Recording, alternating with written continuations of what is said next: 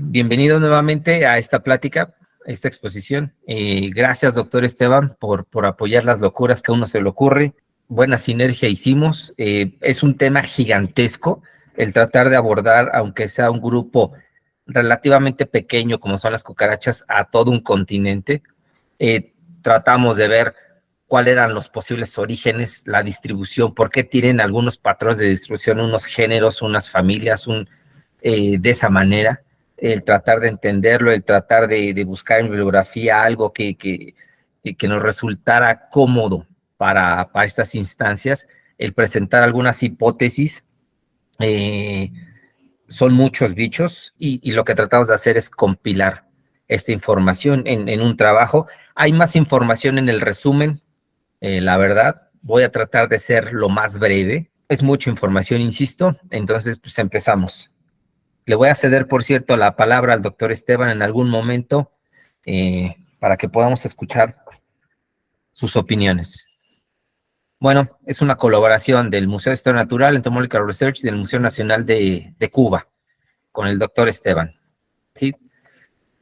Bueno, ya sabemos nosotros dónde está el continente americano, sus orígenes también, sus orografías, sus historias separadas, luego que empezaron a unir hace tiempo. ¿Cuántos países constan? Son 35 y 25 dependencias o territorios, ¿sí? Tanto de países de América como países de Europa, tienen esta distinción de tener territorios acá. Y a grosso modo, el territorio americano se divide en tres grandes masas. Las dos más grandes, que es Norteamérica y Sudamérica, que históricamente sabemos que estuvieron separadas. Centroamérica estuvo muy unida a lo que es Norteamérica, y que fue migrando hacia su posición actual, y que otras partes de este subcontinente de Centroamérica tiene orígenes como pequeñas islas, ¿no? Son de origen volcánico, y eso hace que de repente, después de mucho tiempo, se formó este canal y permitió el gran intercambio biótico que todos sabemos, ¿no? Pero es a grosso modo para que tengamos un pequeño preámbulo de lo que vamos a tratar. Ok, ¿cuántas especies tenemos? ¿Cuántos géneros? ¿Cuántos? Estos son los datos de América. Tenemos poquito menos de 2,000 especies, 229 son consideradas Sinonimia junior, 16 son Incertissebi, 17 son Nomina dubia, 4 especies inquerendas, y según el catálogo de Beccaloni, hay 4 especies que tienen nombres provisionales como parte de los trabajos que todavía no han sido publicados por parte de Grand Colas. Entonces, si de repente ven alguna especie por ahí y no está descrita, es exactamente por ello, porque son los trabajos que tiene Philip Grand Colas que todavía que tiene que publicar. A nivel de géneros, tenemos 225 reportados o descritos y o reportados para América. Sabemos que Periplaneta no constituye un género de América, pero está presente. Entonces, como ejemplo, 197 son válidos, 27 son considerados sinonimias, 8 son homonimias, que obviamente ya presentan algunos nuevos nombres para estas homonimias, y 53 tipos son monotípicos. Este número es altísimo. Sabemos que América tiene obviamente mucho endemismo, que hay partes o hotspots de endemismo, eso es bien sabido, pero 57 géneros monotípicos, me llama la atención. Así como mencionar algo, Hemiblaberus intermedius, es muy probable que sea una sinonimia de Blaberus. Hay que revisar, se tiene que revisar ese ejemplar, y parte de esto nosotros concluimos a continuación. Ok, todos estos países, Canadá, Estados Unidos, todos los que vemos ahí mencionados, cuentan con listas o monografías de cucarachas.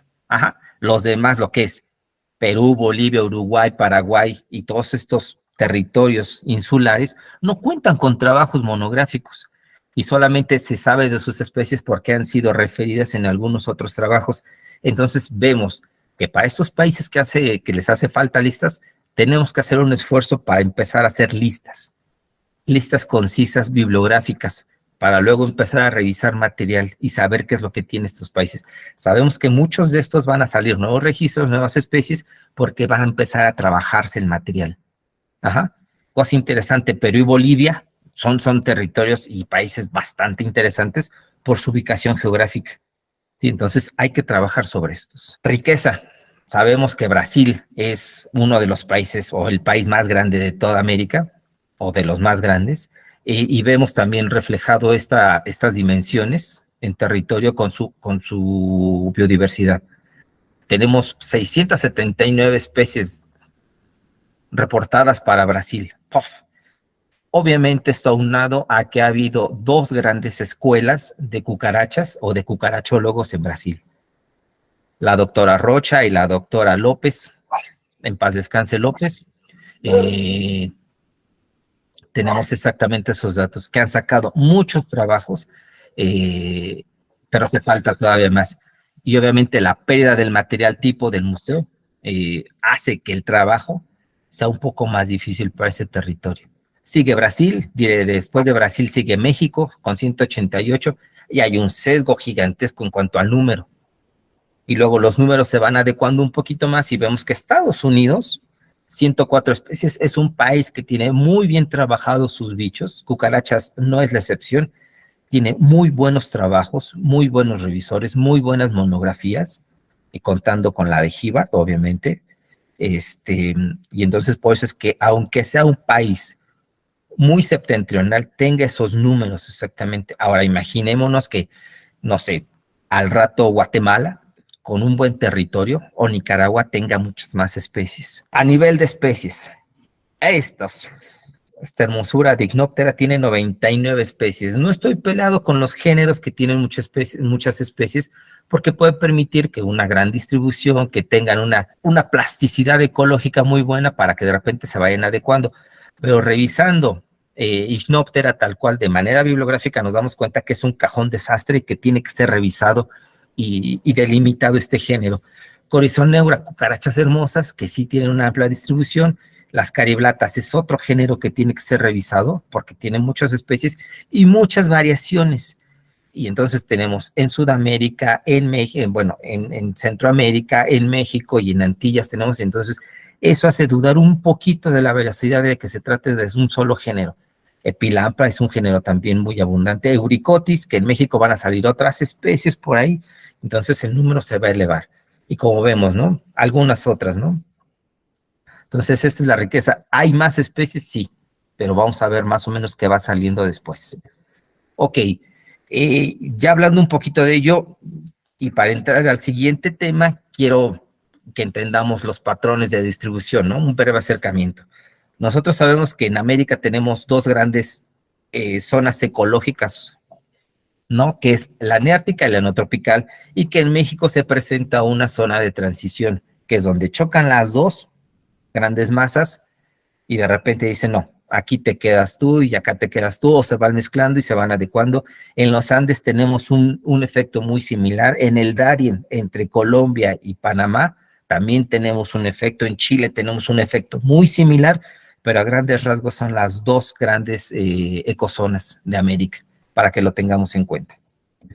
Ok, los patrones de distribución en América, según a nuestro entender, se dan por tres o hasta un cuarto fenómeno. El primero es el gran intercambio biótico, de América, que todos lo sabemos. Migraron especies del sur al norte, del norte al sur, y empezó a haber otras remigraciones, ¿no? De algunos otros bichos. Entonces, el otro, y que es muy interesante, que se trata muy bien con mamíferos, con el mismo hombre, con artrópodos, con insectos, ¿no? Y que poco se ha tratado con cucarachas, que aunque se ha tratado grancolas, también lo trabajó. Este intercambio por Beringia.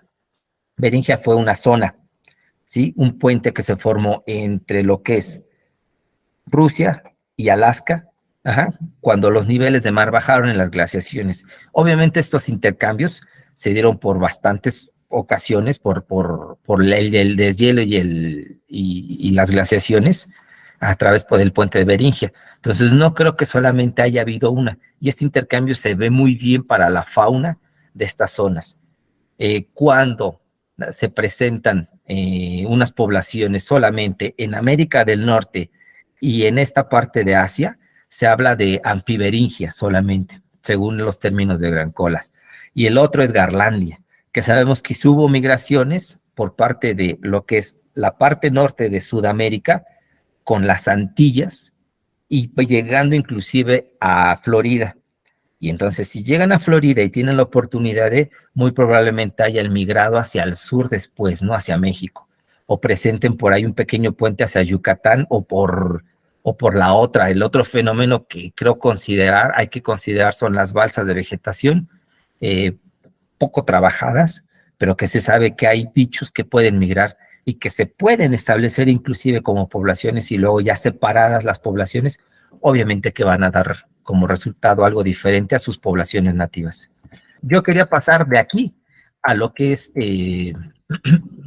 si me permiten, a una propuesta que nosotros estamos haciendo. Lo iba a poner en la diapositiva, pero iba a ser muchísimo. Entonces, ¿me siguen? ¿Están con lo mismo que yo? ¿El resumen? Sí se ve. Ok, entonces prosigo. Tenemos algunas propuestas interesantes respecto a las distribuciones o a los patrones de distribución de cada uno de los grupitos.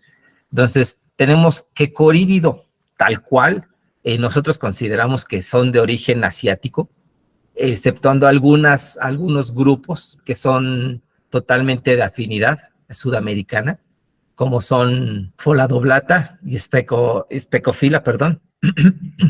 Hay que ver en dónde deben de estar ubicados. Ahorita están como Incertiseri en Coridide, sin más. Coridide tal cual, la subfamilia Coridina, es decir, Aneribager, Hemoblata y Homeogamia, tiene mucha afinidad con géneros asiáticos, entonces presumimos que es por migración por Beringia. Cosa interesante, muy similar pasa con Holocomsine, que tiene una distribución anfiberingiana. Este trabajo ya va a salir publicado, es una sinopsis del género de Holocoms en América, ya va a salir, ya está en prensa. Eutirrafine tenemos solamente una especie reportada y es obviamente por antropogenia. Caso interesante, este grupo es totalmente parafilético, la Tindine. Tenemos por un grupo los géneros sudamericanos y los otros que están presentes en Centroamérica y Antillas y Norteamérica, que estas especies de Norteamérica y grupitos están más relacionados con los grupos también o géneros asiáticos.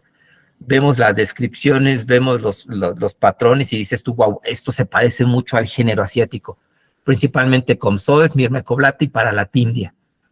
Los otros géneros hay que revisarlos. Hay que mencionar que las especies sudamericanas descritas como Paralatindia mancela, peruviana y creo que es obscura, sí, obscura, no debe de pertenecer a Paralatindia. Dos de esas especies, las que estoy marcando, ya se revisó el material tipo en Suiza y consideramos que estas no deben de ser ubicadas dentro de Paralatindia, porque no presentan un carácter de estos bichitos que es la ventana hialina en la lámina supranal. Entonces, estos no tienen, entonces hay que hacer un trabajo para ver en dónde deben de estar ubicados estos bichitos. Si voy rápido me comentan. Obviamente en Platélide, estos dos géneros tienen una distribución totalmente sudamericana. Ahorita están como Incertiseri.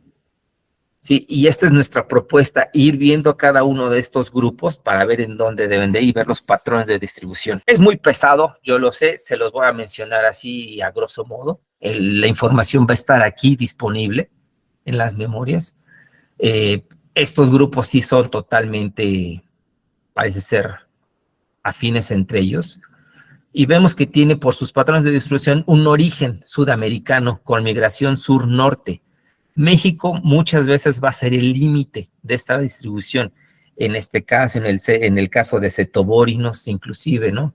Y aquí mencionamos exactamente Mesoblaverius. Tiene una muy alta afinidad con el género de Blaverius, con el grupo brasilianos, y es necesario revisar los genitales del material tipo. Creo que está en Lund University para confirmar exactamente esto.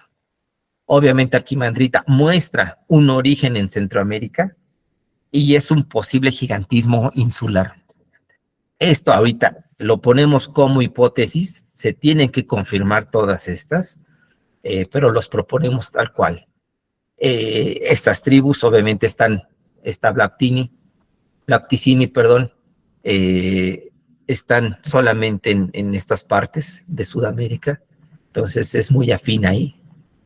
Brachicolini también, son géneros sudamericanos y como vemos, muy posiblemente Blaveride tiene su origen en esta parte sur de América. Exactamente aquí nosotros proponemos exactamente, el doctor Esteban muy atinadamente hace esta mención. Seguimos, esta tribu obviamente tiene estos dos únicos géneros y es muy probable que su origen sea en el noreste de Sudamérica. Y otra vez, Hypnorhynchota presenta su límite en México con Hypnorhynchota última. Estos Epilamprinos incerticedi, según Beccaloni, presentan realmente su origen sudamericano. Este género es una bronquita porque dicen que Crespo y colaboradores en el 2010 que es válido los registros. Para Argentina de este género australiano, no sé, la verdad hay que ver inclusive el por qué llegaron a esa conclusión. No dudo, posiblemente sea un registro antropogénico o algo similar, pero ahí está esta dudita. Calypteroblatini, los géneros que están ahí, exactamente, están presentes en Antillas. Su origen es muy probable sudamericano y por migraciones por Garlandia pueden responder su distribución en las Antillas. Epilamprini, cosas bonitas. Igual presenta su límite en México. Es muy probable que tenga su origen en Sudamérica y migraciones sur al norte. Obviamente Forapsidini, que son obviamente una especiación gigantesca en Brasil. Forapsis está solamente presente en Brasil. Poikiloderis, también una especiación en Brasil. Y así seguimos. Panclorine, esta subfamilia con estos géneros. Arcoblata tiene Anchoblata tiene una distribución completamente andina. Panclora, es muy probable de origen sudamericano, con penetración prácticamente en todos. El género Actoblata, Violeya y Peloblata son totalmente centroamericanos. El Peloblata reyesi, que está presente en México, muy probable haya sido por migraciones y de repente llegó a México y hasta ahí. Lo interesante de esto es el sesgo en registros, porque tenemos la Peloblata centroamericana y la Peloblata de México, y solamente esas dos especies, solamente se conoce ese material tipo, y después de ello, nada. Tenemos algunas peloblatas para Chiapas que van a salir los trabajos a posteriori, pero nosotros no sabemos. Violeya es un género completamente de Costa Rica, un género bastante interesante y que se debe de ver qué onda con estos, ¿no? Porque hay tan pocos registros, ¿no? Bastante interesante. Obviamente Pycnocelus, toda esta subfamilia, está presente ahí, y el género por antropogenia es Pycnocelus. Sabemos que vamos a encontrar Pycnocelus desde Estados Unidos hasta Argentina prácticamente. Obviamente lo demás, todos estos, esta familia, subfamilia, obviamente todos estos tres géneros están presentes en América por antropogenia. Cosa interesante esto, en algunas zonas son muy abundantes. En México tenemos solamente 2, 3 registros, y en colección revisada solamente un registro para Tamaulipas. Cosa interesante, esta subfamilia es endémica de América, me parece muy bonita porque es una tribu con las mayores modificaciones y ornamentaciones en el pronoto. Es fabuloso. Y como decimos, siempre hay una penetración en México de estos con un origen posiblemente sudamericano, penetración hasta México, y en México solamente tenemos hasta el momento un solo género que es Fortioeca, con una sola especie que es Maximiliani, aunque en revisiones de material de colecciones, nuestro estimado Martin encontró un género nuevo perteneciente a esta familia que falta presentar la determinación, y en la Colección Nacional de Insectos, en una colaboración con Manuel y con Reiner, pudimos encontrar un ejemplar que es muy afín a esta familia, que también es un género nuevo, una cochinadita, una cosa bien bonita, y que por fortuna es un macho. Hay que revisarlo para ver en dónde tenemos que ubicar ese bichito, y con las afinidades. Pero hasta ahorita, para México, solamente Fortioeca tenemos, la penetración hacia el norte. Empezamos con las complicaciones, señores. Hasta ahorita era relativamente fácil todo, hasta llegar aquí con la familia Blatelidae. Origen, no sabemos, pero hay diferentes penetraciones. Ajá. Muchos géneros son netamente sudamericanos y hay una penetración hacia otras regiones. Obviamente, Moluquia muestra su origen y especiación y endemismo en Chile. con una especie en Brasil que hay que revisar esa especie, a ver si está bien ubicada. Estos géneros, Antrocestoblata, Táfila, no los menciono todos, tienen un posible origen sudamericano penetrando por el puente de Darien. Draiva y Tricus son géneros totalmente centroamericanos. Caloblata y Chromatonotus son géneros centroamericanos con una penetración al sur. Cabe destacar que algunas especies de Chromatonotus no tienen que estar en Chromatonotus, es un género que se está describiendo. La especie de Caloblata brasiliensis se debe de ver en dónde debe de estar mejor ubicada porque no es una caloblata. La verdad, Caloblata es un género totalmente centroamericana y pudimos encontrar muchos más ejemplares de Caloblata en la colección nacional que ya a posteriori se tendrán que revisar. Esta especie de Caloblata brasiliensis muestra mucha afinidad con este género que describió Vélez y Daza, Cinatablata. Entonces hay que ver si se tiene que transferir esta especie o no. Entonces Caíta, puff, tiene una especiación en Centroamérica y hay que revisar también este género. Estos géneros totalmente son antillanos, con una posible migración por Garlandia. Parcoblata es netamente neártico, aquí no hay que moverle. Este es totalmente de Estados Unidos, con algunos registros para México. Estos dos géneros son endémicos de México, totalmente. Caloyotlus acabamos de encontrar otros ejemplares y están exactamente presentes en esa zona, alta zona de México de endemismo, que es la cuenca de la depresión del Balsas. Pseudomops es otro cajón desastre que tiene que ser revisadas. Hay algunas especies brasileñas que no tienen nada que ver con Pseudomops. De hecho, por eso pudimos extraer Caloyotlus de Pseudomops, porque no tienen nada que ver. Glándulas tergales, ni genitales, ni estilos, tienen nada que ver con Pseudomops. Es un género muy complicado de trabajar. Para México ahorita tenemos un trabajo que ya se está terminando y vemos que Pseudomops, uno de los grandes problemas es que es polimórfico en cuanto a cromatismo. Podemos tener una misma especie con hasta 10 formas o 10 tonalidades diferentes y entre ellas se van solapando los patrones de coloración, al menos en México y Centroamérica, se van solapando estos patrones de coloración que a simple vista tú los ves y puedes decir, es tal especie, pero al revisar los caracteres de los machos y las hembras, te das cuenta de que no. ¿Hay suficiente información en glándulas tergales y genitalia para separar las especies de México? Sí, pero es un cajón desastre que tiene que ser reevaluado. Es curioso su distribución. Hay varias especies para Brasil con un solo tipo. Cestoblata, este es un trabajo que teníamos con Valerio Pérez, todavía lo tenemos ahí, muestra diferencias en cuanto a unos patrones de distribución. Las especies de Centroamérica y una que se va a describir de México presentan unas diferencias significativas en cuanto a la morfología de la glándula tergal, que lo hace diferente a las otras, por ejemplo, las de Brasil, las de Chile, las de Costa Rica, las de Colombia. Entonces hace ver que posiblemente hay subgéneros o grupos. Obviamente las 3 especies de Blatela son por antropogenia, totalmente, aunque Blatela vaga se haya descrito para territorios de Estados Unidos. Se sabe que esta es de origen asiático, creo. No me acuerdo ahorita, pero tiene su origen en otro lugar y por antropogenia se presentó en América. Este género es género australiano con registro muy dudoso en Bahamas. Lo ponen ahí, hay que ver, no sé en dónde esté el material o si exista todavía el material referido para Bahamas, hay que ver qué show.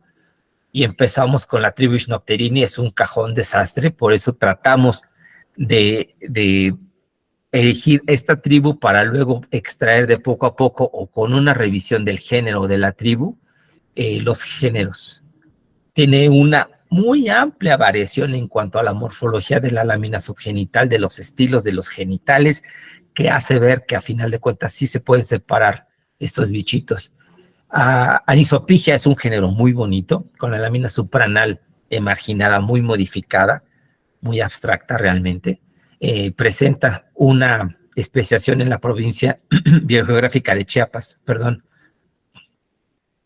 El Hipigia está presente en la zona biogeográfica de Yucatán. y empezamos con otra bronca, Pseudophyllodromine. Entonces, como vemos, empezamos a ver algunos patrones de distribución, vemos que algunos no tenemos ni la más remota idea cómo tratarlos, algunos no están bien ubicados. Entonces, para resolver rápido, Iliancus es netamente neotropical. Estos géneros son sudamericanos con migraciones por jiba y que también presentan su límite en distribución en México. Lo mismo que pasa con estos Naublatelas, que presentan su límite en México. Cariblatoides sudamericano netamente con migraciones por Garlandia. Austroectobius es endémico de México. Este caso es interesante. Eutlastoblata también, que lo ha trabajado el doctor Esteban, que tiene un trabajo por publicar, en el cual resuelve la duda entre Eutlastoblata y se me olvidó ahorita el otro género.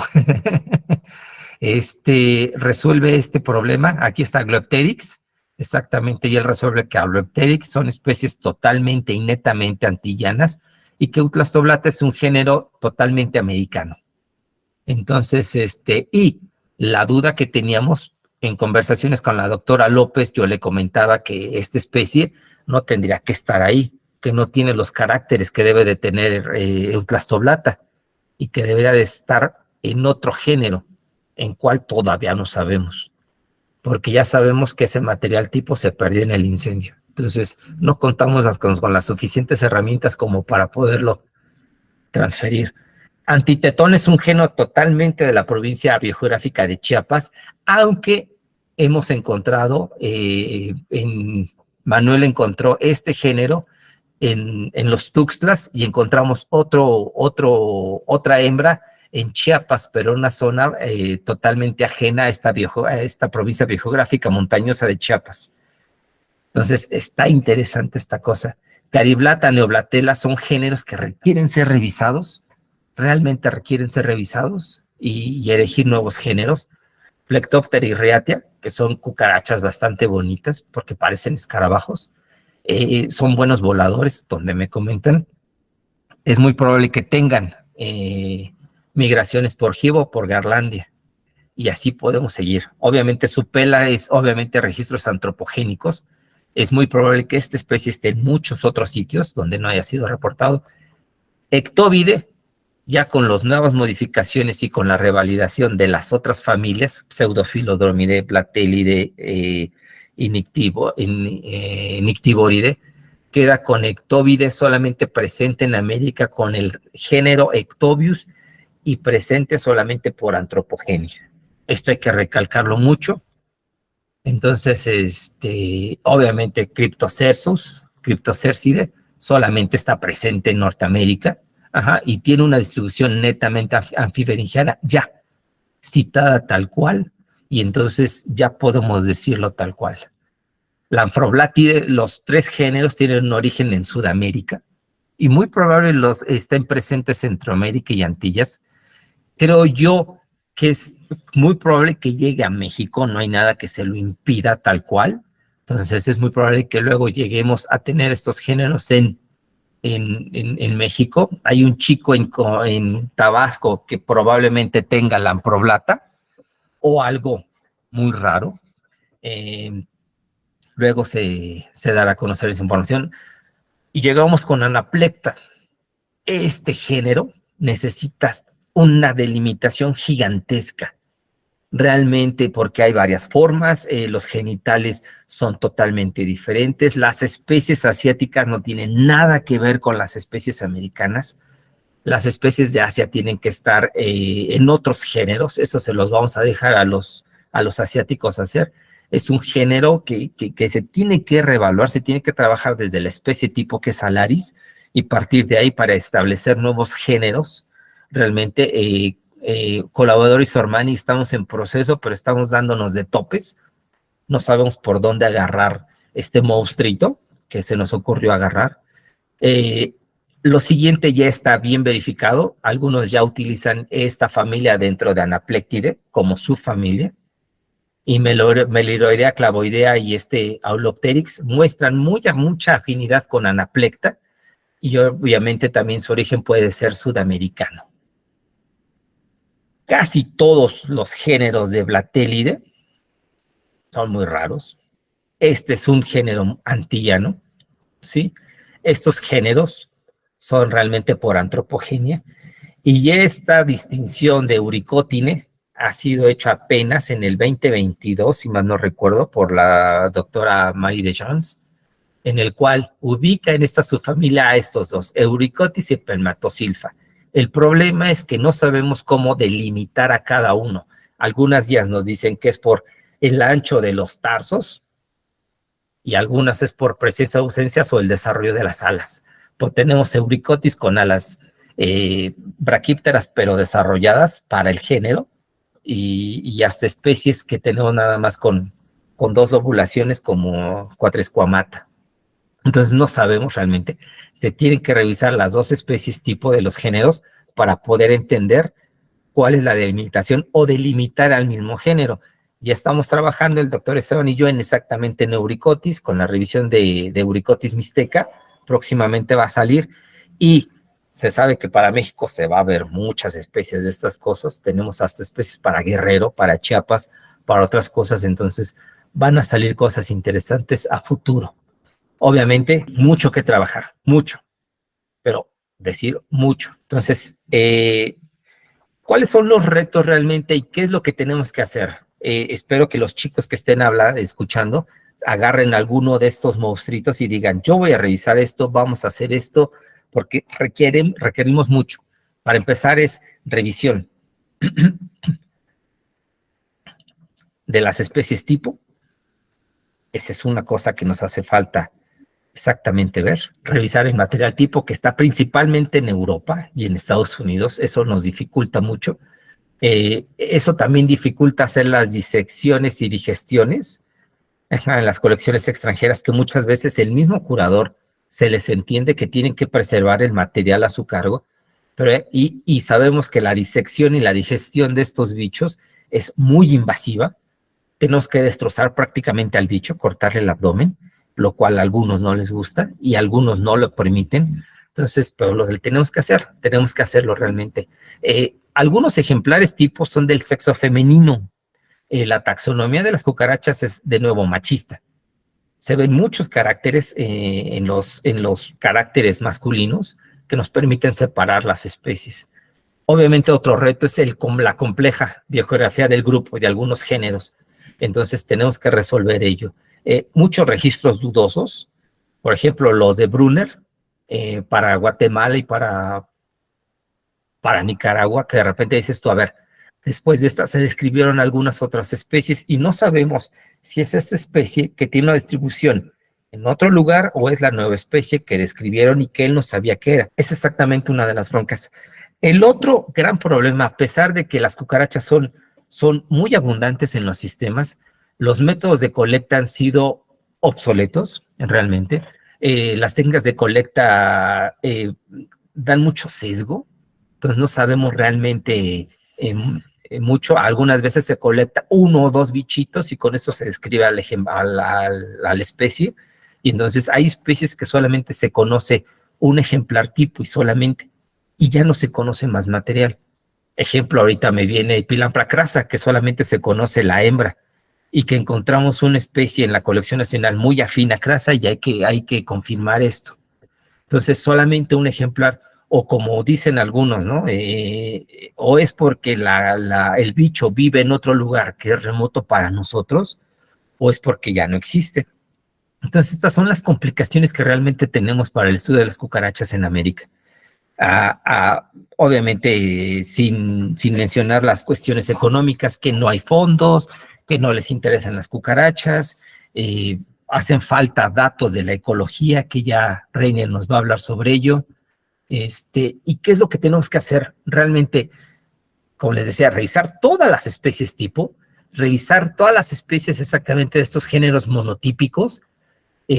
No dudo que sean monotípicos, hay géneros en América que son monotípicos sin ningún problema. Consultar las colecciones con material tipo de América, y me refiero a América completo, desde Canadá hasta Chile, qué es lo que tienen, y no nada más las colecciones con material tipo, sino las colecciones que tienen para empezar a revisar este material. Obviamente hace falta, como les decía, géneros de los géneros Epilampa, Panclora, Pseudomops, Hypnoptera, Cariblata, Noblatella, Anaplecta, Euricotis y Pelmatosilfa. Son de lo primero que tenemos que revisar y dar. Obviamente sí hay recursos para hacer otra cosa como molecular, pues es bienvenido.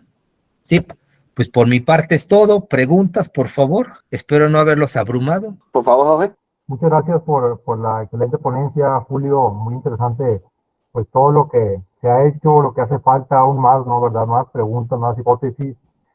Pues una pregunta muy abierta en relación a la parte, ¿cómo ves esta parte de los nuevos taxónomos en este grupo? ¿Va incrementando, va disminuyendo? Y te comentabas algo muy interesante de que no les interesa, no hay financiamiento, pero tú cómo ves la perspectiva. Hay cada vez más taxónomos o gente interesada en estudiar este grupo. Ok, en cuanto al grosso de taxónomos en el mundo, ha ido incrementándose.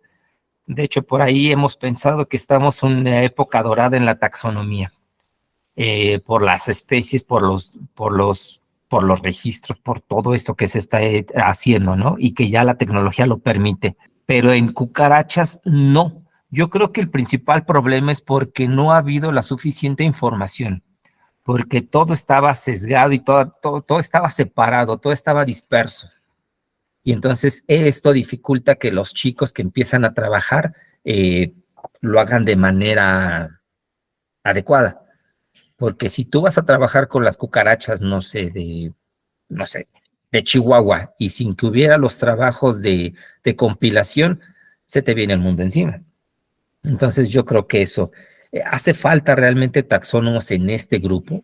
Es un grupo bastante bonito para trabajar, muy complicado en cuanto a la disección y digestión, pero es muy bonito, realmente da muchas satisfacciones porque vamos encontrando y vamos haciendo camino, pero sí se hace falta mucho trabajo en cuanto a taxonomía de esto. Así que anímense.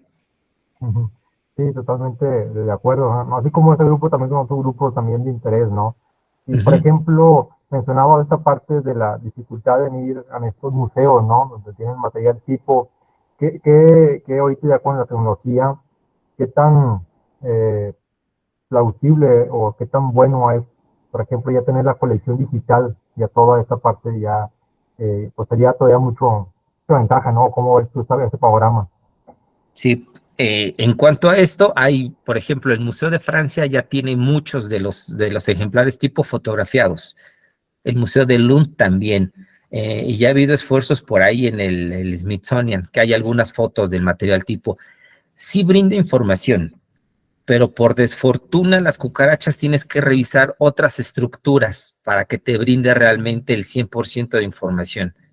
Entonces, se ayuda muchísimo. Por ejemplo, las fotos de la doctora Hopkins han sido realmente un bálsamo para poder, teníamos ciertas dudas para determinar algún material y con la foto, aunque sea la foto dorsal o ventral del bicho, ya te resuelve exactamente la duda, ¿no? Entonces, sí ayuda mucho y espero que todas las colecciones en algún momento hagan un cambio a lo digital, pero no solamente las fotos del bicho, sino también de los genitales, como lo ha hecho creo que el Museo de Australia. Tienen las fotografías de los ejemplares, pero también de las preparaciones. Entonces tú puedes ir a ver sin ningún problema. Eso. Entonces, espero haya sido resuelta la pregunta. Y veo que están preguntando por el chat. ¿Alguien me da razón? Sí, hay un comentario desde Brasil de Leonardo Policelli. Él dice, hola, soy de Brasil. Creo que muchos especímenes tipo que estaban en el Museo Nacional de Río de Janeiro fueron fotografiados antes del incendio. Sí. Contactando con los técnicos o curadores del MNRJ, desconozco las siglas, es Museo posible de Río de solicitar esta Janeiro. página. Ok. Fíjate qué Que bien. Sí, yo quizás es el sabía. registro. Ajá. Hay exactamente la doctora López, que tenía contacto con ella me había mencionado que sí, que existe este proyecto. Y entonces me pasó algunas imágenes de tipos. Sería bueno, no tengo el link, si nos hacen favor de pasar el link de este programa o de este programa o de las fotografías de los tipos del Museo de Río de Janeiro que se perdió en el incendio, porque sí es necesario muchas veces, aunque sea por fotos, podemos, digo yo, no podemos, algún chico de Brasil puede decir, ¿sabes qué? Voy a ir a colectar a la misma localidad, colectar este tipo y definir los neotipos que van a ser necesarios para la taxonomía realmente. Como se perdió algún material topotipo, se puede determinar o se puede nombrar como neotipo. Se necesita hacer, señores. Pues sí, sería muy bueno consultar estas fotografías. Muchísimas gracias por el comentario. Muchas gracias, Leonardo. De nada. Posso falar em português? Sí, adelante. Mas eu não sei se há um programa que disponibiliza essas fotos. Eu acho que é por solicitação aos curadores do museu. Então você tem que enviar uma mensagem para eles e preencher um formulário, né? Depois que eles enviarem para você o formulário, você explica para que você quer e eles enviam as fotos. Ah, ok. Entonces, si podemos tener el contacto de los curadores para solicitar algunas fotos de nuestro interés, sería fabuloso. Si lo tienes y lo puedes poner en el mismo chat, te lo agradeceríamos mucho. Ok, vou por un minuto. Sí, gracias. Ok, ¿algo más, señores? Muchas gracias, Leonardo. Luis Enrique está levantando la mano. Por favor, Luis Enrique. Yo la quería preguntar qué se puede hacer para motivar o incentivar que nuevas personas incursen en esta rama y que se entrenen en temas de dirección, estudios tal vez un poco más detallados, ¿verdad? Porque creo que el problema en este momento, o al menos el problema que yo he experimentado en el aprendizaje, es que no existen personas en todos lados, ¿verdad?, que puedan entrenar a nuevos estudiantes en esta rama. Entonces, ¿qué se puede hacer para incentivar o unificar los esfuerzos de enseñanza del o para que no deje de girar la rueda? ¿Qué pensás? Ok. Sí, se te escuchó un poquito entrecortado, pero creo que entendí tu pregunta. Mira, para eso se hizo este coloquio, para ver las personas que están interesadas en el grupo, ahora sí, como decíamos nosotros, hermanarnos, cerrar filas y empezar a trabajar. Por eso lo que quisimos hacer es hacer los talleres para no unificar, porque muchas veces esta información ya está disponible, sino para tratarle de quitarle el miedo al chico que empieza a trabajar sobre la digestión. Y tú lo sabrás cómo es esto de las primeras digestiones. Entonces, por eso se hizo esto. Brindar la información suficiente para que el chico que quiera trabajar en cualquier parte de América, ahorita me voy a referir a América solamente, que quiera trabajar, estos bichos que lo hagan. Entonces, por eso es muy importante para nosotros este tipo de eventos y este tipo de informaciones que estamos soltando nosotros, para que realmente digan, ok, y puedan acceder rápido a esta información y su trabajo se les haga mucho más fácil. Por eso el esfuerzo que hizo el doctor Beccaloni al compilar toda la información taxonómica del grupo a nivel mundial, fue bueno, que nos dieron acceso, le agradecemos al doctor Beccaloni. Exactamente es buenísimo. Ok, ya están. Muchísimas gracias, Leonardo. Gracias por la contribución. Se te agradece mucho, lo vamos a tener en consideración. Entonces, sí, así es. Entonces, hace falta también, podemos hacer talleres, pero estos son más locales. O sea, si a alguien se le ocurre en su país hacer un taller en el cual trabaje con las cucas, que realmente desmitifiquemos esto que de repente decimos de las cucas, ay, puchi, ay, guacala, y nada más pensamos en las cucarachas de importancia sinantrópica o sinantrópicas. Si empezamos a desmitificar exactamente y vemos y mostramos la otra cara bonita de las cucarachas, que son polinizadoras, que son degradadoras, que son exactamente esto, vamos a cambiar el paradigma, y la otra, vamos a atraer a más personas a trabajar con este grupo. Espero que se haya resuelto la pregunta. Sí, claro, Julio, gracias. Muchas gracias a Luis Enrique por la pregunta. ¿Alguien más quiere comentar algo? María Marta, ¿tienes la palabra? Hola, buen día. Bueno, agradeciendo ya este encuentro. Quisiera saber del material que han revisado para la Tindia. que no me quedó claro. ¿Qué material revisaron? Ok, sí, gracias. Paralatindia se describe con base a Paralatindia mexicana. Ay, espérame. Bueno, el material tipo ya se revisó, está en Suiza. Se revisó ese material, más aparte, otro material que pudimos encontrar en colecciones. También podemos ver que Myrmecoblata gibardi no tendría que estar en Myrmecoblata, sino en Paralatindia. Entonces, el año pasado lo transferimos a Paralatindia. Ahora bien, las otras 3 especies sudamericanas, que es Paralatindia, es obscura, no me acuerdo las otras, pero las de Sudamérica también se revisaron 2 que están en Suiza. Y entonces pudimos constatar que no pertenecen a Paralatindia, sino a un grupo más afín de esos, de latíndinos sudamericanos. ¿Por qué? Porque no presentan un carácter que es la lámina supranal de los machos presenta una como ventanita hialina. Entonces, esta ventanita hialina se la comparten prácticamente todos los latíndinos de México para arriba. Entonces, revisamos esos ejemplares. Espero se haya aclarado la duda. Si no, por favor, vuelve a consultarme o retroaliméntame. Sí, o sea, solo les quedó sin revisar Azteca. No, obscura.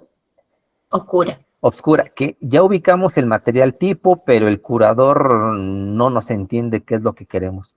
Le hemos solicitado al menos fotos del material tipo dorsal y ventral, pero sabemos cómo son algunos curadores que trabajan con otros grupos y yo los entiendo realmente. Entonces no nos han hecho caso todavía. Hay que insistir para ver exactamente el tipo de obscura y poder definir en dónde deben de estar estos ejemplares, o estas especies, perdón. Muchas gracias, Julio. No, gracias a ti. Gracias, María. Gracias, Julio. Nos quedan 3 minutos. ¿Hay alguna otra pregunta? Esteban Gutiérrez está levantando la mano. Adelante. Hola, Julio, Reinier, los presentes. Quiero felicitar primero al doctor Julio Estrada Álvarez por la magnífica presentación que hizo y decirle que lo apoyo en todo lo que está haciendo en estos momentos, ¿no? Muy interesante todo lo que ha dicho y sobre todo la importancia de la revisión, no solamente de los géneros monotípicos, sino de varios géneros que son muy antiguos que también deben ser revisados. Es decir, sobre todo las especies tipos, poder, arreglar la cantidad de problemas que tenemos por delante, ¿no? En este grupo. Y bueno, agradecer también a todos los organizadores del evento por la grata idea y gran idea que han tenido de llevar a cabo este coloquio. Que todas las personas interesadas en esta área geográfica. Es decir, en este. Así que muchas gracias. Muchas gracias, Esteban. Muchísimas gracias. Sí, muchísimas gracias. Sobre todo palabras viniendo de Esteban Gutiérrez, que muchos consideramos nuestro sensei. Exacto. por el largo recorrido, experiencia y toda la información que constantemente nos aporta con respecto al grupo, siendo una persona que lleva muchísimo tiempo estudiando el grupo y con muchísimos aportes al grupo acá en América, sobre todo las Antillas.